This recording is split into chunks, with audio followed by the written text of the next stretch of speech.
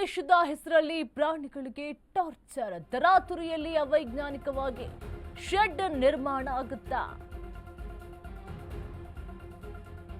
ತರಾತುರಿಯಲ್ಲಿ ಅವೈಜ್ಞಾನಿಕವಾಗಿ ಶೆಡ್ ನಿರ್ಮಾಣವನ್ನ ಮಾಡಲಾಗುತ್ತಾ? ಬೀದಿ ನಾಯಿಗಳಿಗೆ ಸೂಕ್ತ ವ್ಯವಸ್ಥೆ ಮಾಡದ ಜಿಬಿಎ. ಗೌಡನ್ಗೆ ಬೀದಿ ನಾಯಿಗಳ ತಂದು ಬಿಡ್ತಾ ಇದೆ ಜಿಬಿಎ. ಬೆಂಗಳೂರಿನ ಚಾಮರಾಜಪೇಟೆ ಕೇಂದ್ರದಲ್ಲಿ ಅವ್ಯವಸ್ಥೆ ಕಂಡು ಬಂದಿದೆ.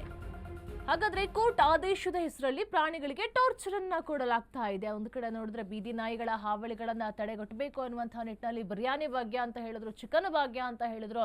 ಈಗ ಎಲ್ಲೆಲ್ಲೂ ಬೇಕಾದ್ರೂ ಬೀದಿ ನಾಯಿಗಳನ್ನ ಹಿಡಿದು ತಂದ್ಬಿಟ್ಟು ಒಂದು ಶೆಡ್ ನಲ್ಲಿ ಹಾಕ್ತಾ ಇದ್ದಾರೆ. ಹಾಗಾದ್ರೆ ಕೋರ್ಟ್ ಆದೇಶದ ಹೆಸರಲ್ಲಿ ಪ್ರಾಣಿಗಳಿಗೆ ಟಾರ್ಚರ್ ಅನ್ನ ಮಾಡ್ಲಾಗ್ತಾ ಇದೆಯಾ? ಅದಕ್ಕೆ 3 ಹೊತ್ತು ಊಟ ಸಿಗ್ತಾ ಇದೆಯಾ? ಒಂದು ಕಡೆ ನೋಡಿದ್ರೆ ಜಿಬೆ ಹೇಳುತ್ತೆ ಬಿರಿಯಾನಿ ಭಾಗ್ಯವನ್ನ ಕೊಡ್ತೀವಿ, ಚಿಕನ್ ಭಾಗ್ಯವನ್ನ ಕೊಡ್ತೀವಿ ಅಂತ ಹೇಳಲಾಗುತ್ತೆ. ಆದ್ರೆ ಕೋರ್ಟ್ ಒಂದು ಆದೇಶದ ಒಂದು ಹೆಸರಲ್ಲಿ ಪ್ರಾಣಿಗಳಿಗೆ ಟಾರ್ಚರ್ ಕೊಡ್ಲಾಗ್ತಾ ಇದೆಯಾ? ಅವೈಜ್ಞಾನಿಕವಾಗಿ ಅರ್ಧನ್ನ ಹಿಡಿದು ತಂದು ಶೆಡ್ ನಲ್ಲಿ ಕೂಡ ಹಾಕ್ತಾ ಇದ್ದಾರೆ. ಹಾಗಾದ್ರೆ ಚಾಮರಾಜಪೇಟೆಯ ಶ್ವಾನ ಕೇಂದ್ರದಲ್ಲಿ ನಾಯಿಗಳ ಮೂಕ ರೋದನೆ ಕೇಳಿ ಬರ್ತಾ ಇದೆ.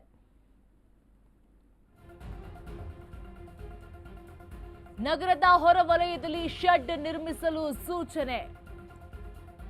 ಕೋರ್ಟ್ ಆದೇಶದ ಹೆಸರಲ್ಲಿ ಅಮಾನವೀಯ ವರ್ತನೆಯನ್ನ ಮಾಡ್ತಾ ಇದ್ದಾರಾ?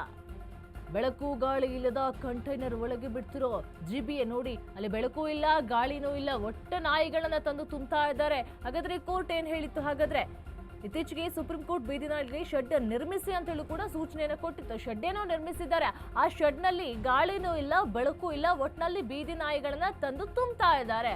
ಹಾಗಾದ್ರೆ ಅವರಿಗೆ ಊಟ ಏನು? ಗಾಳಿ ಇಲ್ಲದೆ, ನೀರಿಲ್ಲದೆ, ಏನು ಇಲ್ಲದೆ ಒಂದು ಶೆಡ್ ನಲ್ಲಿ ಸುಮ್ಮನೆ ಇರಬೇಕು ಅಂತ ಹೇಳಿದ್ರೆ ಅದು ಎಷ್ಟು ದಿನ ಬದುಕುತ್ತೆ ಆ ಪ್ರಾಣಿಗಳು?